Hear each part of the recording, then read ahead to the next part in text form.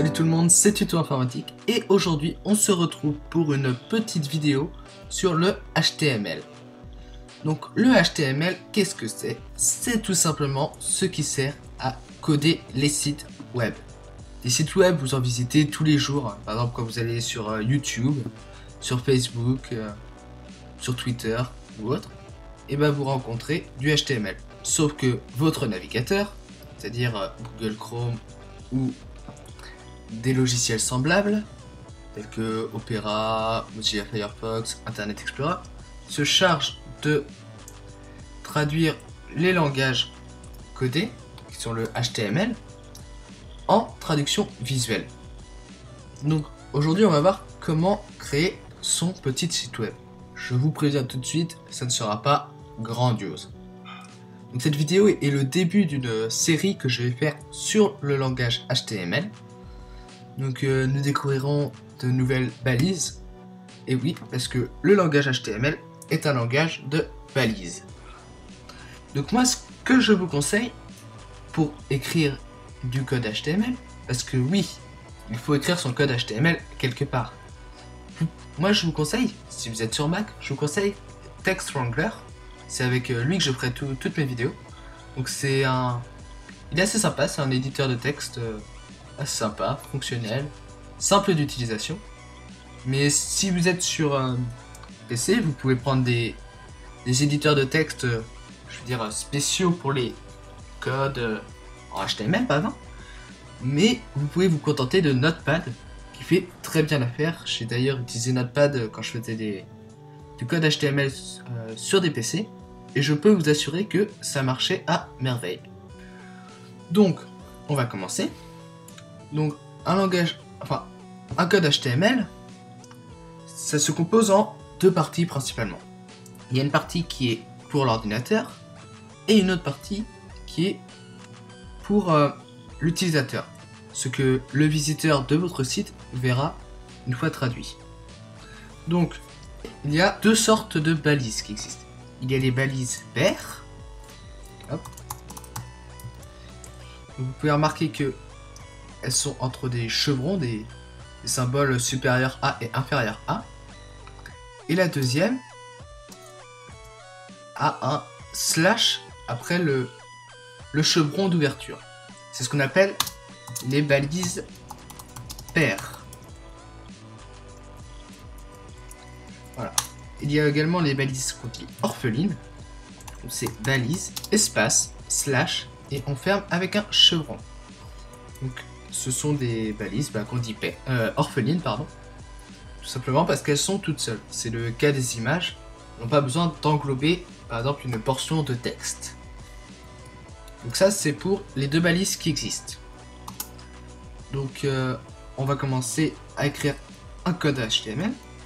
Donc on commence toujours par doctype, point d'exclamation, doctype HTML.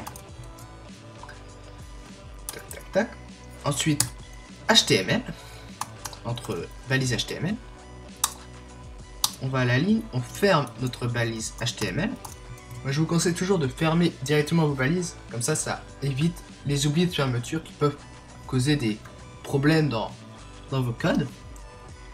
Et donc ensuite, on fait appel à une balise head. Donc c'est l'entête qui sera lue uniquement par votre ordinateur. Et pensez également à mettre des tabulations, à mettre des espaces ici, parce que ça permet une meilleure lisibilité de votre code en fait. Head. Ça, c'est la partie pour l'ordinateur.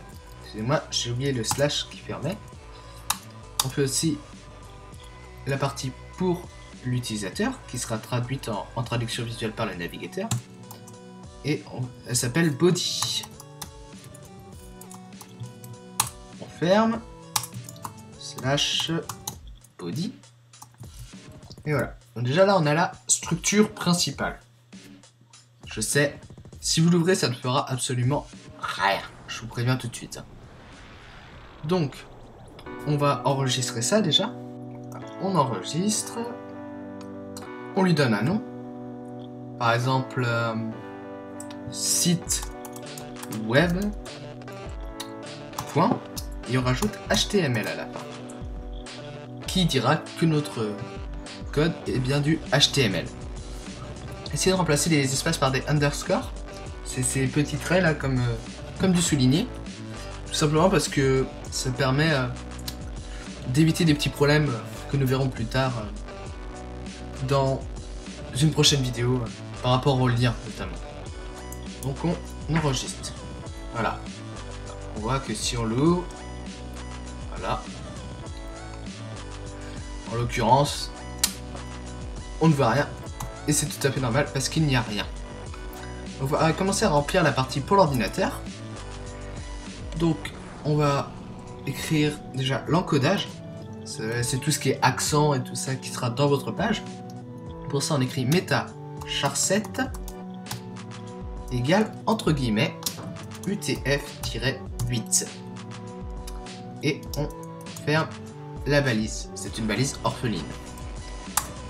Ensuite, on va écrire title en balise paire.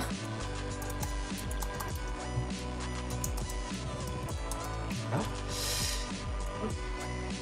Et dedans, on va écrire le titre de notre page. Donc, on va écrire par exemple mon site. Là, on peut mettre des espaces, il n'y a aucun problème. Même des points d'exclamation, tout ce que vous voulez. Au moment que vous enregistrez, vous allez sur votre navigateur, voilà, et vous voyez qu'ici ça a changé et votre site s'appelle mon site. Voilà, donc ça c'est pour la partie en tête, hein. Je vais pas rentrer plus dans les détails. C'est la base de la base. Donc ensuite en body, on va peut-être écrire déjà du texte. Vous pouvez écrire du texte comme ça, la barbare, enregistrer, vous rendre là, regardez, vous voyez il y a du texte. Et ça, c'est franchement très barbare. Oui, parce que en HTML, on a une balise qui permet d'englober du texte. Et cette balise nous sera d'ailleurs très pratique quand on verra les positionnements, les apparences par rapport à notre site web. Donc la balise en l'occurrence c'est une balise paire et c'est chevron P chevron et on la ferme. On enregistre, le résultat est strictement le même. Donc après on peut essayer de rajouter un titre. Donc le titre, il y en a 6 je crois si mes souvenirs sont bons en HTML. Donc on a le H1, ce sont toutes des balises paires. Donc c'est surtout pourquoi ces titres, c'est par rapport à l'importance des titres en fait. Le H1 sera plus important que le H6. Par exemple, très important. H2.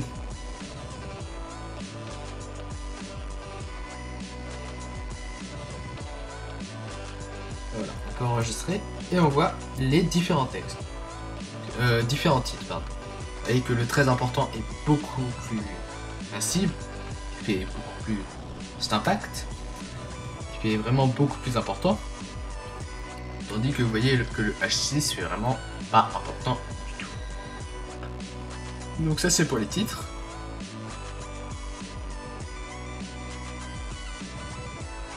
Mon site, c'est très important.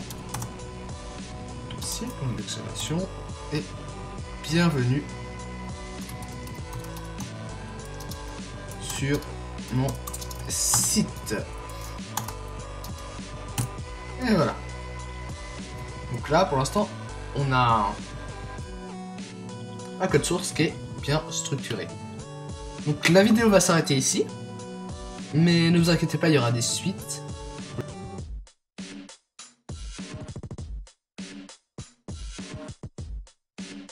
Allez, salut, salut!